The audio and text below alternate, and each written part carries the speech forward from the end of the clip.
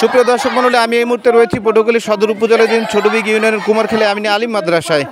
সুপ্রিয় দর্শক মণ্ডলী, আপনারা দেখছেন যে অত্র মাদ্রাসার শিক্ষার্থীরা তারা কিন্তু এখানে মাঠে নেমেছে, মাদ্রাসা মাঠে নেমেছে এবং তারা কিন্তু এখানে মানববন্ধন করেছে এবং তারা বিক্ষোভ করছে।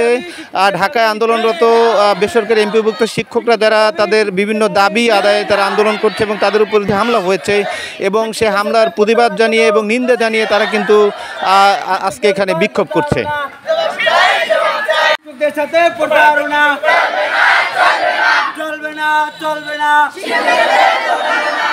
শিক্ষকদের উপর হামলা কেন?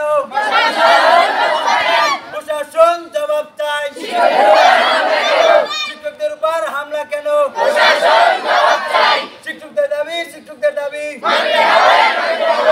আজকে তোমরা বিক্ষোভ করলা এবং যে মানববন্ধনের আয়োজন করলা, এটা কিসের জন্য করলা? আমাদের শিক্ষকদের উপরে তারা তাদের ন্যায্য দাবি নিয়ে আন্দোলন করছে, এই জন্য তাদের উপরে হামলা করা হয়েছে। এই যে তাদের উপরে হামলা করছে এর বিরুদ্ধে আমরা তীব্র নিন্দা জানাই এবং প্রশাসনকে এই জন্য আমরা তীব্র নিন্দা জানাই এবং প্রশাসনের কাছে এবং বাংলাদেশ সরকারের কাছে আমরা বলবো আমাদের শিক্ষকদের ন্যায্য দাবি মেনে নিতে হবে এবং এটা মেনে নিতে হবেই হবে।